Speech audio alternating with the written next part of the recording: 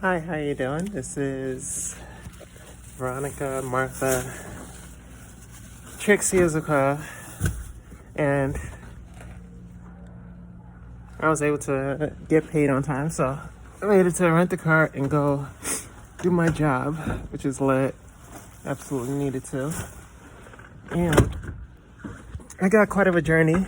It's gonna snow also, so we're expecting a blizzard, so that's gonna be the issue. So if I can make it, I got about 7 places to be, 7 locations, and before it snows, and I'll probably get caught in the snow. So all the best. I'll check in with y'all later. Oh yeah, I forgot to say this is a trans woman's empire, how to make it in America. So here we go. We have gas and everything. So I was able to get to rent a car, so that feels good. And now we're off.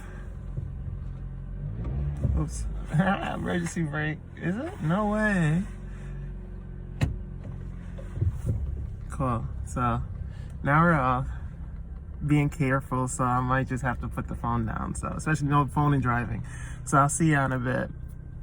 Alright, so now we're off, and I forgot something at home, so now I gotta swing back and get it. I got a what's it called?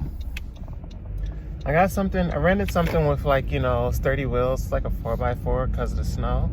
So hopefully I won't get caught up. One of the things I know about this job is that I have 3-hour gigs and then 4 2-hour gigs that I can knock out. So if I can really manage to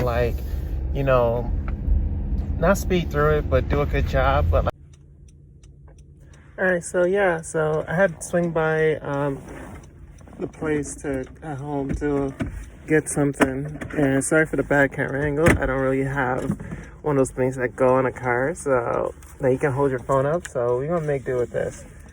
So I think trying to make it in America is just one, it's it's a place like none other. It's to say it's the land of opportunities.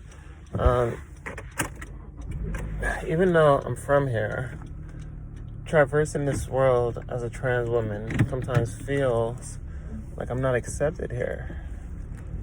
And statistically speaking, that's just the case. So one of the things I want to, do is really just try to change that perception, and just try to change that perception that people have of trans women, and people are, and it's not up to trans women. People should just be accepted as people, because we're people. Do my thing. I do music. I work. I'm productive member of society. So it's just that the fact of giving back to society. So it's come on now. There's no need for any discrimination or hate. Unfortunately, we need these laws to really happen, to really protect trans individuals, and it's ridiculous. Half the things.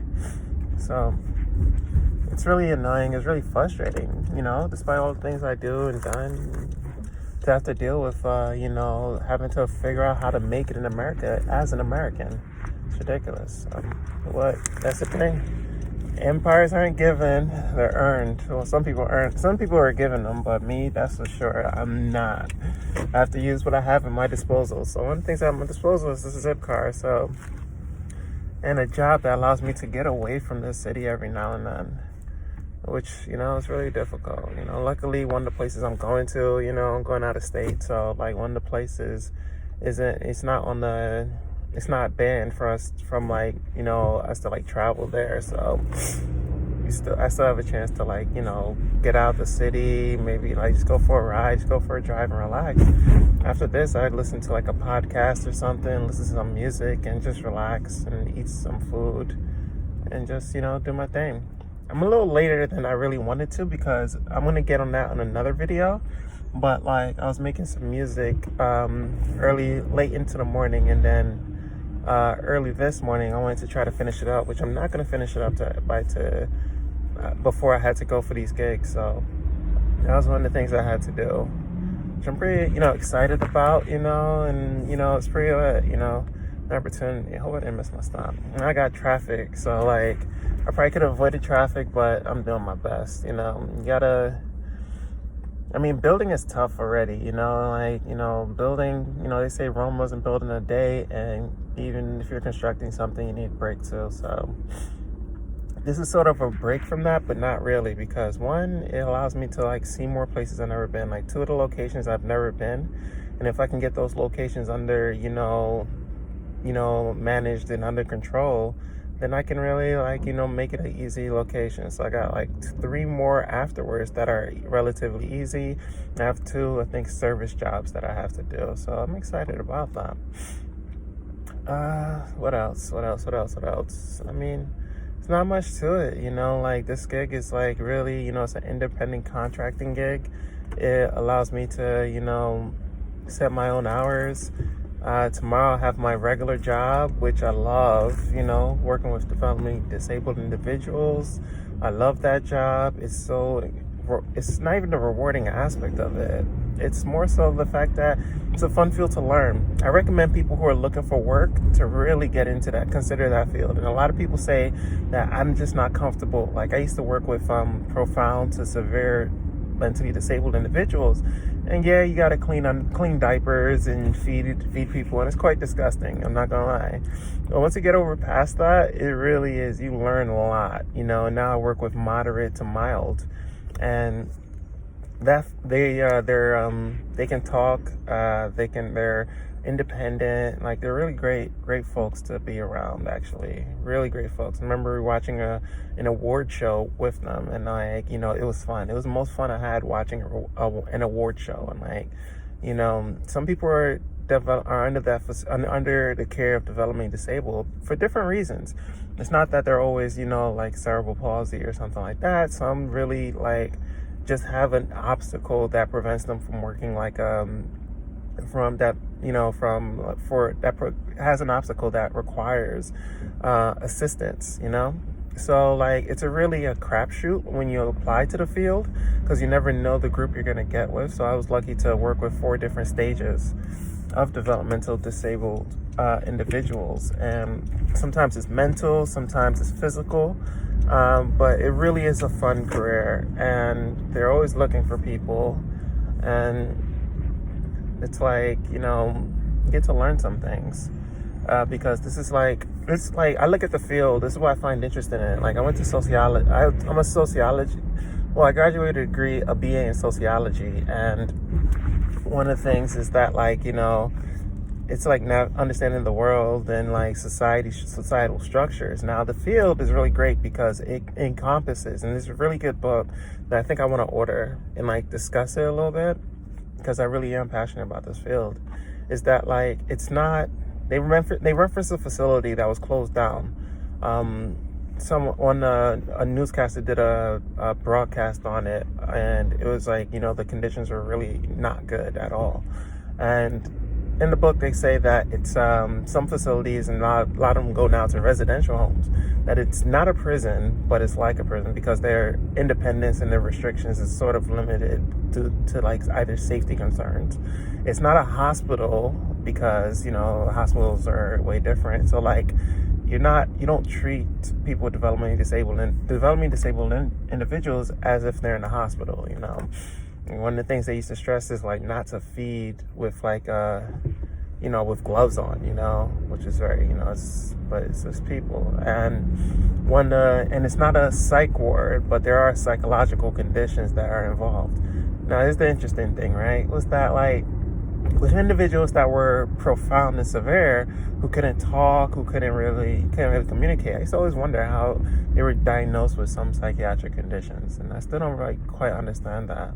But there it is. So there's so much interest in the field, there's so much criticism, there's so much debate that should be going on within it, because it really is a field that encompasses a lot of our institutional systems and best methods for growing an institutional system. I'll give you one example before I go, is that one of the prisons in this where I'm at is closing down from facilities to residential homes.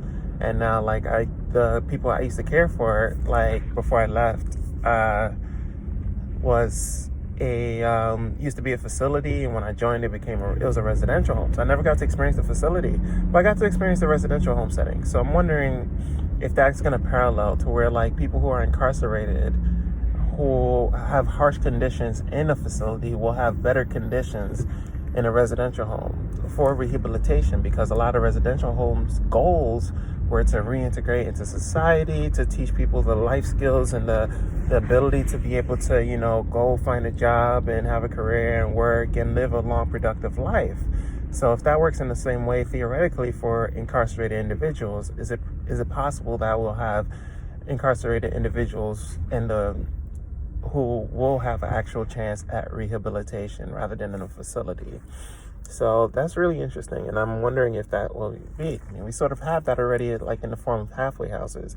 That's for people on like a parole and everything. But for have incarcerated individuals be able to be in residential homes. So I heard that was one of the propositions that was pitched, and like one of the facilities is actually closing down into like 5 smaller ones. We see that with high schools and junior high schools and middle schools, where they're a large school that's underperforming, don't have the resources, and they get shut down and turned into like 3 schools in one. And that theoretically helps with a much more conducive learning environment. So it's interesting. So I'm also trying to build an empire that way, because it's a field that has tons of growth, not so much for me like in terms of like being a supervisor and a habilitation specialist, maybe a job coach. I would love to do that, but more so as a field to understand and study. And trying to figure out, for a long time I was figuring out what to do. I already felt like I was using my sociology degree even without working a job that correlates with sociology, because understanding the world is part of it. So I feel like it's one of those lifelong journeys that you go through. So being able to find a field that I'm passionate about and be able to possibly one day be able to really get into the field of debating, of making, of proposing hypotheses and theories and putting them into actions, would be a great way to basically get a foothold in America, to be considered, respected, and looked at as an authority figure in it. And not so much being trying to be an authority figure, but more so as someone who's knowledgeable in the field. And I feel like this field allows itself for many overarching fields, because it combines so much of the institutional issues that we have. So I'm gonna go hit this road. I'm about to hit the Google Maps and make sure I can get to my locations and safely before it snows. I am Veronica Martha Trixia Zaquela, and this is A Trans Woman's Empire, How to Make It in America.